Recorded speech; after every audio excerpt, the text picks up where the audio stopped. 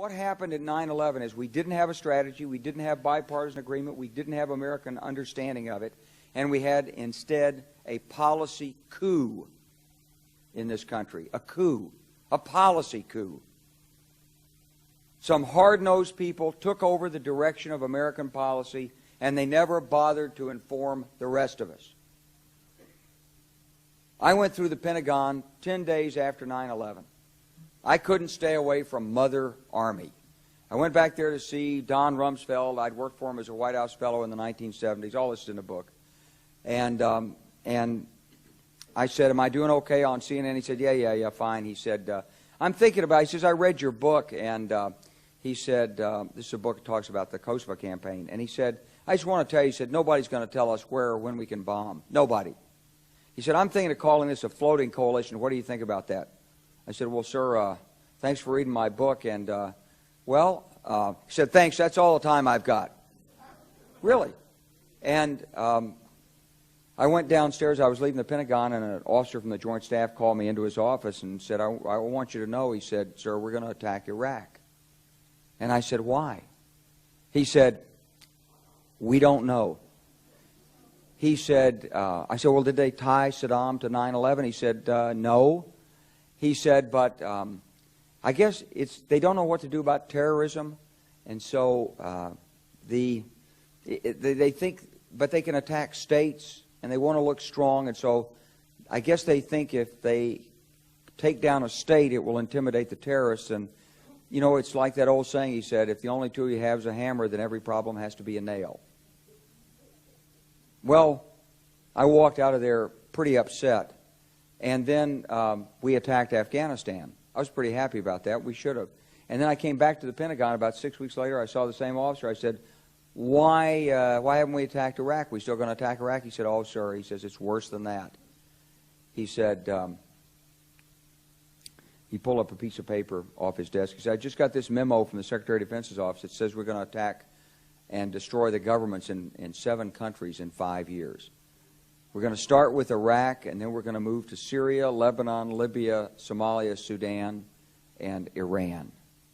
I said, 7 countries in 5 years. I said, is that a classified memo? He said, yes, sir. I said, well, don't show it to me. He was about to show it to me. He said, because I want to talk about it. And I sat on this information for a long time, for about 6 or 8 months. I was so stunned by this, I couldn't begin to talk about it. And I couldn't believe it would really be true, but that's actually what happened. These people took control of the policy in the United States. And I realized then, it came back to me, a 1991 meeting I had with Paul Wolfowitz. You know, in 2001 he was Deputy Secretary of Defense, but in 1991 he was the Undersecretary of Defense for Policy. It's the number 3 position in the Pentagon. And I had gone to see him when I was a 1-star general. I was commanding the National Training Center. I had met him one time. He said, if you ever get to Washington, come look me up. They always say that. Well, I was there in Washington. It was a Friday afternoon. I'd visited Colin Powell. He'd given me 5 minutes of his precious time and sent me on my way, and I was bored in the Pentagon, and I thought, I'll just go, who can I see? I think I'll see Wolfowitz. So I called, and up there he was available. Scooter Libby came to the door. I met Scooter for the first time, and he brought me in, and I said to Paul, I said, and this is 1991, I said, Mr. Secretary, you must be pretty happy with the performance of the troops in Desert Storm. And he said, well, yeah, he said, but not really. He said, because the truth is we should have gotten rid of Saddam Hussein, and we didn't.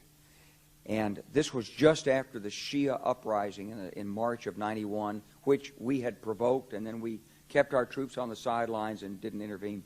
And he said, but one thing we did learn, he said, we learned that we can use our military in the region, in the Middle East, and the Soviets won't stop us.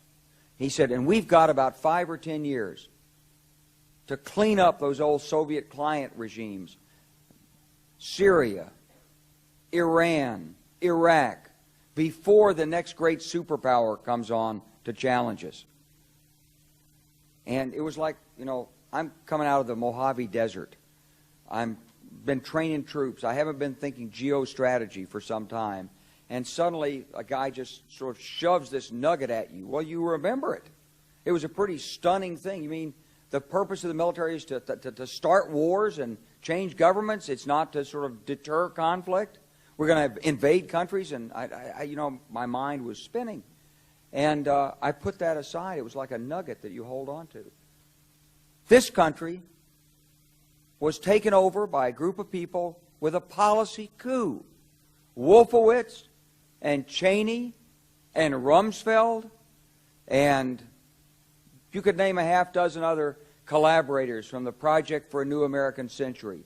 They wanted us to destabilize the Middle East, turn it upside down, make it under our control.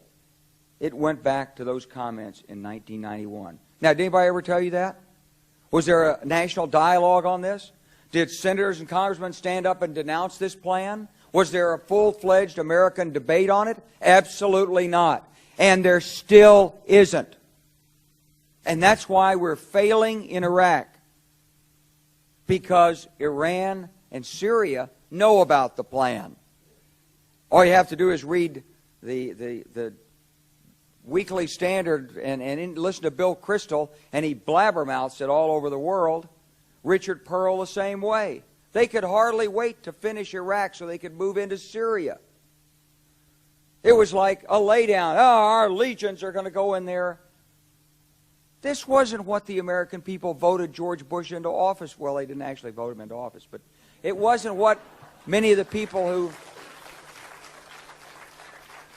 It wasn't what he campaigned on. He campaigned on a humble foreign policy, the most arrogant foreign policy in American history. He campaigned on no peacekeeping, no nation building, and here he is with Afghanistan and Iraq. It's astonishing.